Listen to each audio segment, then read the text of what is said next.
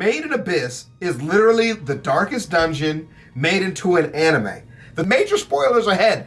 This thing is a little intense also, so if you're not into gruesome anime, please leave now. Full of adventure, full of travel, and I don't even know why I started it. It was like suggested to me on Hulu, and I didn't know what I was getting myself into. Darkest Dungeon's a great game, you know? It's a great like adventure, roguelike, you know, kind of game, but it's full of evil and horrible things. That's what Made in Abyss is. That's definitely the vibe I was going for. I was definitely thinking more like if Dark Souls had like an evil cousin. You know what I mean? Like really what it would be like to adventure the catacombs in the first Dark Souls game. But either way, let's get into it, man. Yeah. Yeah. What the fuck? 2,000 years ago, an island's discovered. In the middle of it, a bottomless hole full of valuable, mysterious artifacts. Humans, being the greedy, opportunistic bastards they are, decide to set up shop around the seemingly endless supply of treasure, establishing a town along the edge of the ominous void and building a society which revolves around unveiling the secrets of the abyss next to them. Everything in the town functions around the common goal of exploration. The citizens are subject to a sort of class system. Newbie adventurers are given red whistles, which only let them go down 500 meters deep into the abyss. If a red whistle goes deeper than that, search parties are sent to bring them back. But if they go below 1,300 meters, it's treated as a suicide and the searches are called off. On the opposite end of the spectrum are the white whistles, legendary divers whose findings in the abyss are written into history, no questions asked, and who are seen as the highest level of humanity. With a white whistle, you can go down as deep as you want, and a lot of them end up going missing, trying to reach the mythical bottom of the abyss. But there was only like 6 or 7 of them, like total, like ever. Okay, and there's a couple that are still alive that kind of basically just live in this gigantic, you know, mine of mystical horror. But what makes the giant hole in the ground so dangerous? Well, the hard part isn't going down, it's actually coming back up, like an old person on the stairs. As soon as you drop into the abyss, trying to get back up to the surface will have serious consequences on your body, which only get worse the deeper you go. Ascending from the first layer causes mild dizziness, the second gives you nausea, headaches, and turns you into a drunk college girl. And this is light work. It gets real immediately. From the fourth layer on, you start bleeding out of every hole in your body. And You bleed out of every orifices, multiple orifices from all over your body, uncontrollably. And in the anime, they do not hold back showing it to you. They couldn't wait to draw that shit. Hole in your body. And finally, going past the 6th layer causes you to completely lose your humanity, disfiguring your body and making you go completely brain dead. Kinda like making a Twitter account. These universal symptoms are referred to as the curse of the abyss, which kills many of the divers who go down to try to make their mark on history. The ascension sickness isn't the only thing you've got to worry about though. To die from the curse, you actually have to make it to the hole, going back up to the surface part. Exploring the abyss is made hard by the fact that each of its layers are home to a variety of dangerous plants and animals that only seem to get smarter and more deadly the deeper you go. And these writings right here and drawings are so integral to the storyline. And what's really nice is the world building. Of course, you know, I'm big on that. I'm big on world building, big on huge adventure. You know, I like a little bit of character development, but don't really care so much if we're vast enough in a world. And they don't hold back on this part, this like underlying part. Remember we talked about in the Full Metal Alchemist reaction, how all the other side parts that you never really get to see or interact with still exist, and it gives everything like a body. And in Made in Abyss brings that to life. It shows you all of the sketches and all of the drawings for all of the creations. Even if they didn't get animated, you get to see them like written with notes taken and stuff like that. I just think that's so incredible.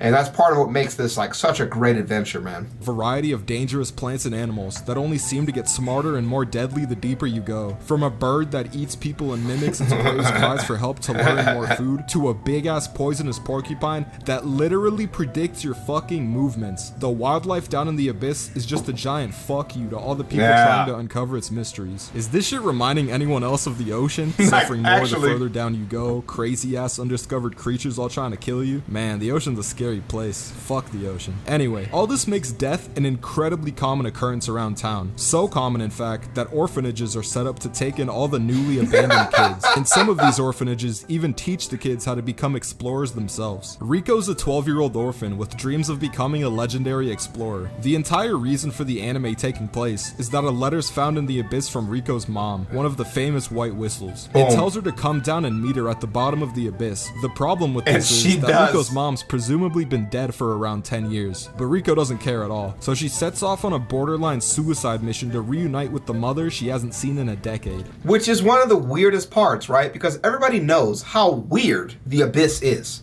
It's like a known fact that everybody agrees that it can do weird and insane things, and the artifacts they have are crazy. But like living down there, or is so foreign to anybody, even though it would be possible there would be like a time rift, or maybe she's just stuck at the bottom, nobody even considers it. It just goes, dude, death is so normal, she's just dead. Like, they had a funeral for her and everything. I'm not gonna lie. For the first couple episodes, I really couldn't stand Rico. She's a major squeaker. Every couple sentences, she just starts screaming, and the sound of her voice made me irrationally angry for some reason. But as the show went on, she started growing on me. She's your typical, pure, energetic kid character. She also gets tossed around like a ragdoll for half the series. That's why I like her. She just gets beat the hell up, and, there's some endearing qualities to that. Luckily, she wears glasses, which by anime logic makes you intelligent. So in her Abyss group of 2, she's the brains of the operation, calling out random facts about the wildlife that she learned from the orphanage and always keeping calm under pressure. She uses her creativity and problem solving to make up for the fact that she's built like a Q-tip and actually manages to be an important part of her group. The other half of the duo is Reg, a robot with amnesia who's completely immune to the curse of the Abyss. Can't really bleed out of your ass if you don't have one. He's the muscle of the group, being pretty much indestructible, having extendable arms, which makes descending into the Abyss easy. And did I mention that he has a fucking cannon built into his arms? Reg spends his time in the series saving Rico's dumbass from certain death over and over. Whenever there's any action in the show, 90% of the time, it's gonna have something to do with Reg in some way. Speaking of which, most of the action in the anime is short and sweet. At its core, it's a show about exploration and the childish ignorance of our main characters clashing with a dangerous, unforgiving environment. The show's at its peak when it's in survival and discovery mode. Each layer of the Abyss has a completely different environment, its own creatures, and a lot of ways for the duo to die. Made in Abyss is great because the world doesn't feel like it revolves around the characters like in other anime. These actually feel like two kids picked up and dropped off in the wilderness. They're foreigners in the Abyss, thousands of feet away from their comfort zones, struggling to survive day to day. Everything I like about the show mostly goes back to the creativity put into making it. The concept's something I've never seen, and that's incredibly refreshing considering the sheer amount of soulless, derivative, mass-produced shit that the anime industry pumps out every season. But that's the thing, man. Like, when something like this stands itself apart, like, I had to just look past all of the gruesome, disgusting, and uncomfortable parts of it, which he has not gotten to yet, and it's really bothering me because there's a lot of it, and it's very jarring. But it does a great job trying to juxtaposition those things with, light, funny music, actual development, the real ignorance of the characters at some point, that things might not be as bad as they seem. And then it takes a dark turn at a certain level. Things just do not turn back, and you just kind of take solace in the fact that you've built a relationship with these characters along the way, and you kind of just want them to survive the bullshit that they're going through.